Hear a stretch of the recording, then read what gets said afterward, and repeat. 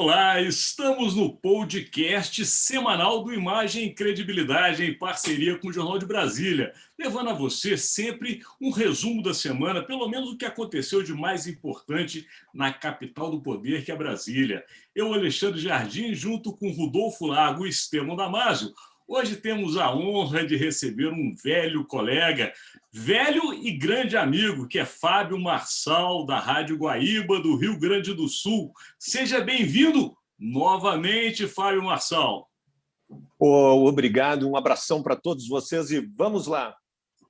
Vamos lá, a pauta não pode ser outra. A gente vai iniciar com a polêmica prisão do deputado Daniel Silveira, do PSL do Rio de Janeiro. Daniel Silveira andou falando aí pelos cotovelos, como se diz, mas de qualquer maneira está pagando um preço caro por isso. De qualquer forma, a Câmara dos Deputados decidiu. E desta decisão, o que irá acontecer? Quais as implicações políticas e, principalmente, com relação à pauta legislativa? É por aí que a gente vai começar. Meus parceiros, se me permitem, temos um convidado na sala. Vamos dar a palavra a Fábio Marçal para ele colocar aqui para a gente, com aquele bom humor característico dele, o que vai ocorrer a partir desta semana que inicia. Lembrando a você que este conteúdo é sempre gravado às sextas-feiras, portanto, hoje é dia 19 de fevereiro, mas você está nos assistindo aí, provavelmente sábado, dia 20, ou até domingo, dia 21. Então, vamos lá. Fábio Marçal, está contigo, franqueada a palavra. Olha, Alexandre, Daniel Silveira não existe, mas ele representa aquela parcela da sociedade bolsonarista que é indiscutível, né? Que existe, dos malucos, do gado. E eu te digo, para ele é um golaço, vamos dizer, ele ficar preso, ele vai virar o mártir da extrema-direita. Então, para ele, quanto maior tempo ele ficar na cadeia, é lucro para ele, porque na cadeia ele tem todo o privilégio que você possa imaginar, porque ele é um ex-PM, ele é aplaudido lá dentro da cadeia. Você viu ali no IML, que foi destratada uma policial, não aconteceu nada, o delegado da Polícia Federal no lado. Por quê? Porque ele defende o corporativismo das polícias, das PMs. Então, não vai, para ele é lucro. Ele teve uma votação inexpressiva e vai ter na próxima eleição uma baita de uma votação. Claro que ele é a cara do Brasil atualmente, né? É a cara do Bolsonaro. Só que o Bolsonaro deixou ele empenhado, né? Porque daí ele ia junto. Mas, Fábio, aproveitando você, que é um repórter sempre, nós, anos e anos ali naquele Congresso Nacional, você conhece muito bem daquela casa. Vamos falar agora do após. O que vai acontecer no Congresso nessa semana? Você acha que retomam aí as votações? Afinal de contas, a pauta está intensa. O que eles vão fazer o auxílio emergencial, que eles vão ter que aprovar para dar uma aliviada, assim. Aprovamos o auxílio emergencial. E o auxílio emergencial é muito importante para o presidente, porque diversas pesquisas que já foram feitas, o auxílio emergencial é do presidente, não é o auxílio emergencial do Congresso. O entendimento da população é do presidente. Então, o que acontece? Passando esse auxílio emergencial, a imagem do Bolsonaro começa a crescer de novo, porque esses milhões de pessoas que vão receber têm e vão carregar a imagem que sobe a imagem do presidente. Essa pauta econômica é uma pauta que já está acertada, que não vota porque não quer votar, entendeu? Uma série de coisas é possível votar da pauta econômica, não a reforma tributária, que é uma coisa complicada. A reforma tributária é complicada para tudo que é lado. Mas tem muita coisa aí que dá para se resolver, dá para passar. Claro que pauta de costumes, que também o Bolsonaro gostaria, essa não passa. Mas a econômica passa e o auxílio emergencial, acredito que passe rapidamente. E o da vacina, tem muito lobby ali de coisas, vacinas nebulosas, que nós vamos falar depois. Segura essa vacina, Fábio Marçal. Vamos ouvir, então, Rodolfo Lago agora, porque Rodolfo é aquele olhar atento na política e com uma análise precisa. mas, afinal de contas, depois da prisão de Daniel Silveira, nem sei se ele sabe o que ocorrerá. Rodolfo Lago, está contigo. Pois é, Alexandre, Estevão, Fábio, prazer sempre estar aqui com você, nossos amigos, nossos seguidores. Eu conversava essa semana com uma pessoa do Palácio do Planalto, uma figura lá, das pessoas ali próximas do presidente, mas da ala mais contida, da ala mais moderada, né? Que fez uma leitura que também está sendo feita por muita gente dentro do Congresso, de que esse movimento aí do Daniel Silveira foi um movimento desse grupo mais extremado, né, desse grupo mais ideológico, sentindo que estava perdendo terreno, perdendo espaço dentro do governo, a partir do momento em que o Centrão tomou conta, né, especialmente depois das vitórias ali do Arthur Lira na Câmara e do Rodrigo Pacheco no Senado, sentindo que eles iam tomar conta, sentindo que eles estavam impondo a pauta, né, trazendo questões de vacina, trazendo outros assuntos assim, ele vai e dá essa cacetada, né, para chamar de volta a atenção para ele, né? Agora, qual é o grande problema que isso ocorre e que está irritando gente dentro do Palácio e dentro do governo? Isso atrapalhou justamente essa pauta que o Fábio Marçal estava falando, porque paralisou tudo, exigiu que a Câmara tomasse atitudes com relação a Daniel Silveira, vai ter que continuar tomando atitudes, Conselho de Ética e tal, e enquanto fica debruçada sobre esse caso, sobre enfim, esse ataque de nervos desse deputado marombado, não toca o resto das coisas, né? Então, isso gerou uma certa irritação de muitos setores dentro do governo, explica um pouco o fato de ninguém ter saído muito em defesa do cara, e criou uma certa irritação dentro de certos setores lá no Congresso também, porque, enfim, em vez de ajudar, o cara atrapalhou. Estevão Damasio, você viu aí pela leitura e análise de Rodolfo Lago que atrapalhou, pelo jeito, tudo. Como você está enxergando, Estevão, depois dessa prisão aí de Daniel Silveira, desculpa, como é que fica esta pauta do Congresso? Eu acho que depois desse burburinho, né, obviamente foi um burburinho com razão, né, eu acho que a pauta tende a voltar ao normal na semana que vem, nessa semana que está chegando aí. Mas eu gostaria de destacar que o Fábio foi muito feliz quando revelou a insignificância política do deputado Daniel, parodiando o ministro Luiz Fux. Qual o sobrenome? Aquele lapso do presidente Supremo foi muito emblemático, né? Foi muito emblemático aquele lapso. Mas ele representa, sim, uma parcela mais radical, uma parcela da extrema direita, uma parcela de parlamentares míopes que clamam por liberdade de expressão, mas endossam o AI-5. Quer dizer, é uma coisa que ninguém consegue entender, né? O AI-5 fechou o próprio Congresso, a casa onde eles estabeleceu labutam, a censura, né? Exatamente. Eles argumentam que querem liberdade de expressão. Mas, enfim, eu acho que essa novela envolvendo o Daniel Silveira vai aprofundar a cisão dentro do PSL, partido que ele ainda está afiliado, mas que demonstra o interesse de expulsá-lo, né? E vai acabar isolando dentro do próprio Congresso essa ala mais radical da extrema-direita.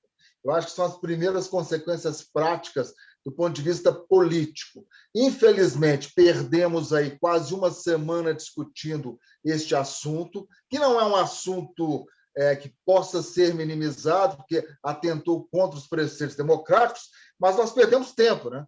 Nós perdemos tempo em questões importantes, como o auxílio emergencial. Mas eu acho que, passada esta fase aguda, a tendência é que, nos próximos dias, o Congresso Nacional, com o caso sendo remetido para o Conselho de Ética, ele vai ficar separado, né? E a pauta volta ao normal nos plenários da Câmara e do Senado. Vocês fizeram uma avaliação precisa, porque, de fato, o Congresso Nacional não pode se basear em Daniel Silveira, com todo respeito ao parlamentar, que, aliás, eu acho que cometeu um ato absurdo, mas, de qualquer maneira, o Congresso é muito maior, são muito mais parlamentares. Agora, esse assunto tem que ficar realmente de lado e iniciar o que interessa a todos nós. O que interessa a todos nós, inclusive ficando em você, Estevão Damasio, vamos fazer uma inversão aí da nossa rodada, é também a questão das vacinas, né, Estevão? Porque, afinal de contas, o que toca a nossa vida é uma pandemia que estamos atravessando aí há mais de um ano e todos nós vendo as tais vacinas chegando, mas as pessoas não sendo vacinadas. Ou, quando acontece a vacinação, vendo o absurdo, que para mim não é nem absurdo é pouco, o crime de se vacinar idosos com vento, como acontece no Rio de Janeiro, ou em Goiânia, ou até em Brasília, talvez. Enfim, vamos falar. A pauta agora é vacinas, Estevão Damasio. E volta a você. Embora seja uma demanda muito grande mundial, e realmente os laboratórios estão sendo pressionados não só pelo Brasil, mas como também por outros países, né? A velocidade da vacinação não está contente no mundo, porque realmente os laboratórios não estavam preparados para atender essa demanda de uma hora para outra. Mas, enfim, os bolsonaristas não gostam, mas a interrupção da vacinação em cidades importantíssimas do país, como o Rio de Janeiro, podem ser debitadas da conta do Ministério da Saúde do governo Bolsonaro, sim. Foi uma falta de planejamento ter minimizado e menosprezado o poder da doença durante quase todo o ano passado inteiro, não ter aderido ao acordo mundial, esse consórcio mundial de vacinas desde o início, né? Está brigando ainda com a Pfizer já quer o registro definitivo, mas nós ainda não compramos da Pfizer. Continuamos extremamente dependentes do Butantan, que também foi menosprezado, da Coronavac. E eu vislumbro um cenário muito difícil, e a economia vai continuar penando, né? O Jair Bolsonaro tem que entender de uma vez por todas, o presidente, que a recuperação econômica está diretamente relacionada à imunização da maior parte da população brasileira. Senão, nós não vamos retomar essa economia. E essa interrupção desta campanha por falta de doses tende a, ou poderá gerar uma desmobilização e uma falta de crença, especialmente para quem ainda depende da segunda dose. Recebeu a primeira, será que vou receber a segunda? Você cria um panorama muito ruim, né? Tomara que não, mas essa desmobilização pode aparecer e podemos ter consequências ainda mais sérias no momento em que cepas mais agressivas já geraram mortes confirmadas, por exemplo, no Rio de Janeiro.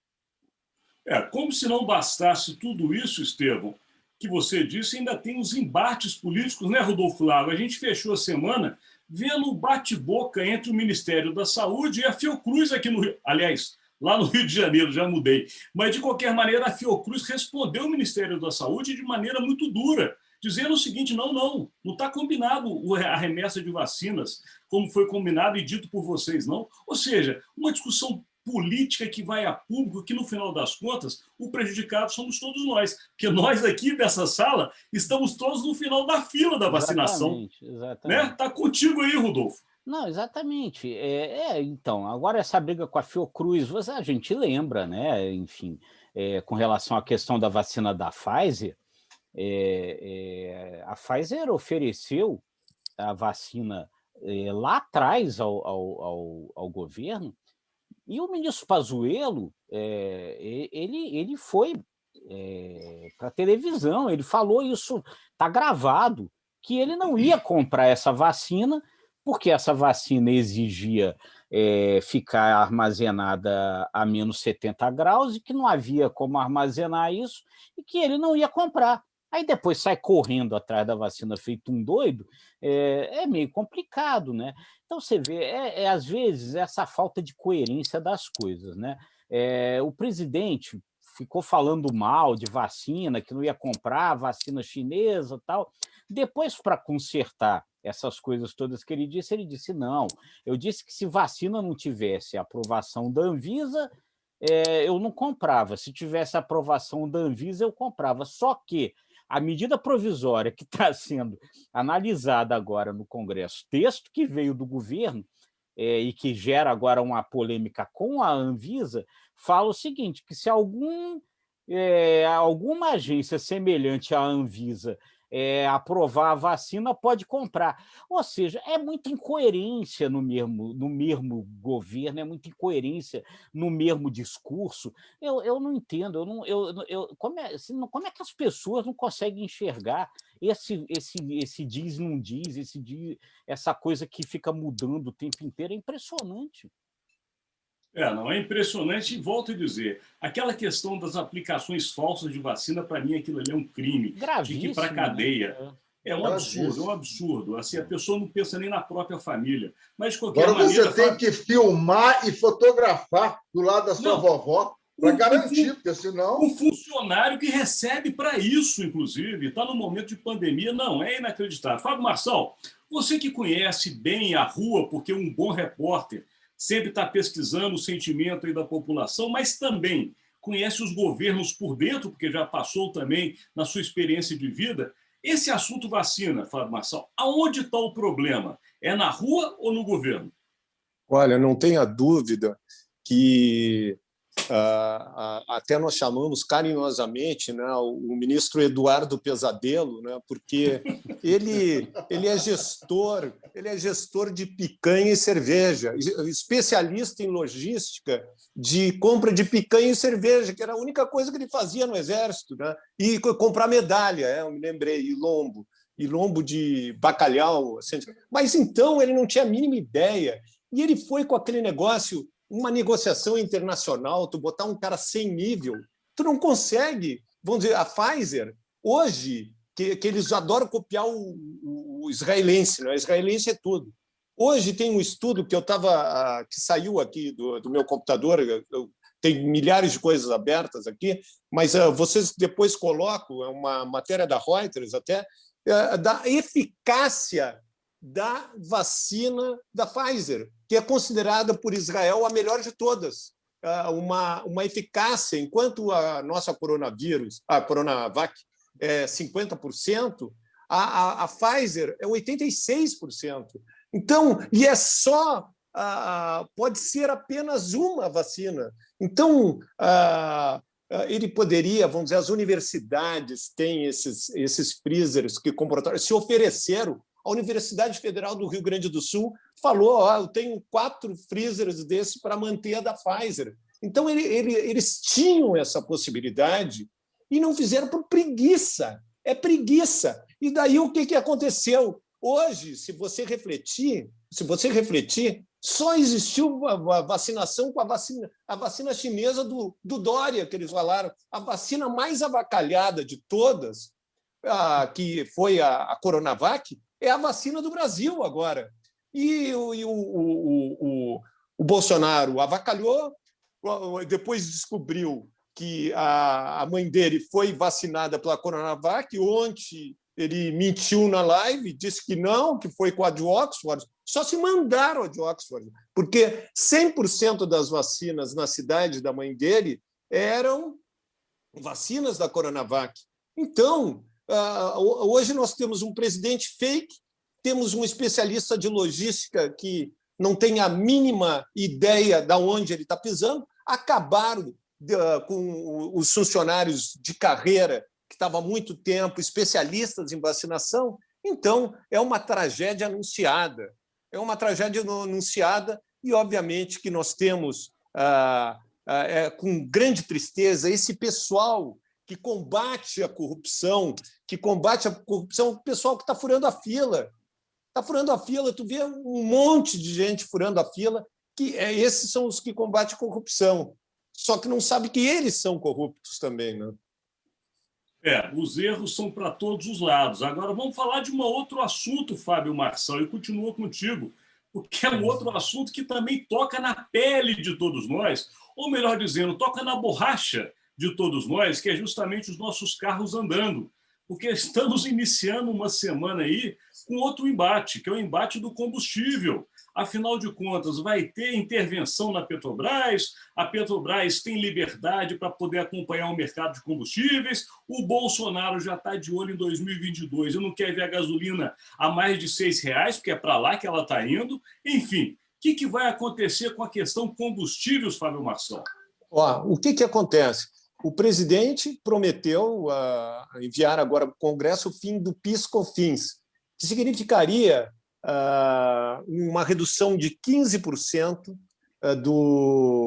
15 centavos, uma redução de 15 centavos da gasolina e do diesel. Mais ou menos isso aí, 15 centavos. Só que cada centavo é menos 520 milhões de reais que deixa de arrecadar o governo. Então, o que significa? Que o governo ele vai ter que dizer da onde ele vai tirar, porque quando qualquer governo, a lei de responsabilidade fiscal, eu estou tirando 7 bilhões aqui, da onde eu vou arrecadar esses 7 bilhões? Então, ele está num pepino. Então, ele quer empurrar para os governadores, que têm uma parcela, mas não pode abrir mão, que todos os estados estão quebrados, com exceção do Espírito Santo, todos estão quebrados, eles não podem abrir mão. Então, só uma reforma tributária, mas tem mais coisa aí que a Petrobras agora entrou a Bolsa de Frankfurt, a Petrobras teve uma queda de 6% na Bolsa de Frankfurt há pouco, lá na Alemanha. É que ele anunciou como se eu vou demitir esse cara, o presidente da Petrobras, se ele não resolver esse problema. Só que o cara não tem como resolver também, porque a Petrobras não é do Brasil, a Petrobras é do mercado, né? Então, é um problemaço que os caminhoneiros estão lá segurando a peteca, porque 99,9% dos caminhoneiros votaram no Bolsonaro, e agora eles estão esperando que o mito resolva, mas o mito quer meter em alguém, entendeu? Nos governadores, em alguém para pagar esse pato. E é difícil, que poderia começar ali com distribuidoras que ganham 15%. Por que o posto de gasolina não pode ter uma frota e buscar a sua própria gasolina, o seu próprio álcool? Isso também reduziria o preço dos combustíveis. Mas chegou num momento insuportável, Alexandre. Eu vou falar um pouco mais, mas nem um assunto para esse momento, porque a gente teria que aprofundar nele. Mas eu acho que um problema no Brasil é estrutural e vem de muitas décadas. Se o Brasil tivesse investido seriamente em ferrovias e não nas picaretagens que houve com relação às ferrovias no Brasil, a gente não teria esse problema hoje. Porque, de fato, a gente depende quase que 100% do transporte rodoviário. E, porra, o transporte rodoviário é combustível, não tem como, a gente fica nessa sinuca de bico que todo ano acontece a mesma coisa e não se faz uma alternativa que seja ao transporte rodoviário. Mas vamos lá, quem sabe o Rodolfo Lago tem a solução, né? Rodolfo, está contigo. Rapaz, bem eu gostaria de ter a solução, porque aí eu ia estar rico, né? Pô, enfim, ia estar ajudando vocês aí.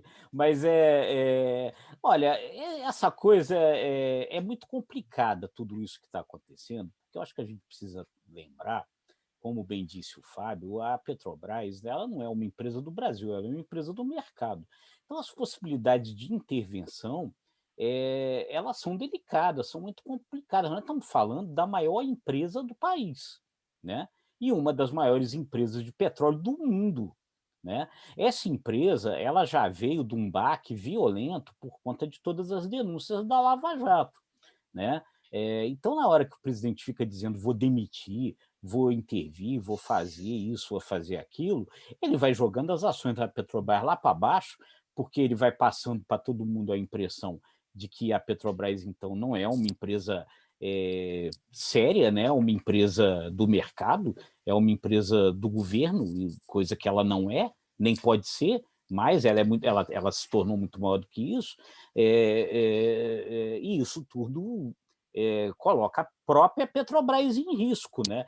Então, é um problema, é ruim, a gasolina fica aumentando, mas as possibilidades de intervenção da vontade do presidente da República nesse processo, elas são limitadas, né? Rodolfo, só para completar, o Rodolfo, Alexandre, o porta-voz, né, do Fim do Mundo, que é o vice Mourão, ele já disse que o governo não tem que governar para o mercado. Eu estou pagando eu me lembro. o porta-voz do fim do mundo, né? Porque seria como, né? o primeiro governo que bancaria, né? Esse não é tema para agora, mas Mourão está tentando cavar aí uma candidatura, né? Está se colocando bem no mercado eleitoral, mercado de votos. Mas vamos lá. Estevão Damasio, combustível. Como é que está aí, Estevão Damasio, que está falando de Belo Horizonte? Quanto que está se pagando no litro da gasolina em BH? R$ 5, R$ 5 e pouco. Está na mesma toada do restante do país, né? Eu não queria estar no lugar do presidente da República e nem do ministro da Economia, porque, como o Rodolfo frisou, é muito complexa a solução desse problema.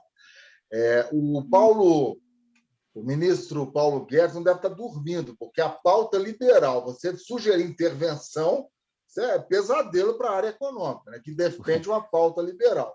A Petrobras, como bem frisou o Fábio, é do mercado. Qualquer declaração mal colocada mexe com ações. Nós estamos falando de bilhões de reais, né? Investidores estrangeiros. Não dá para brincar.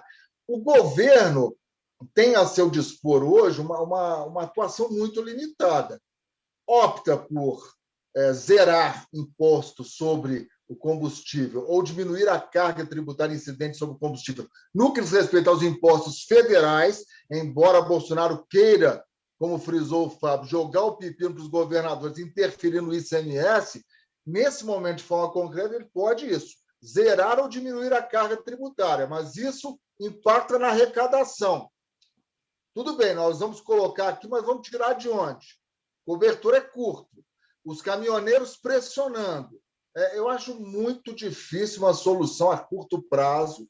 E o presidente da República, hoje eu estava ouvindo a Miriam Leitão no Bom Dia Brasil, ela lembrou bem. O presidente não tem, com a canetada, demitir o presidente da Petrobras. Ele não pode, porque tem um conselho que deve endossar e a direção.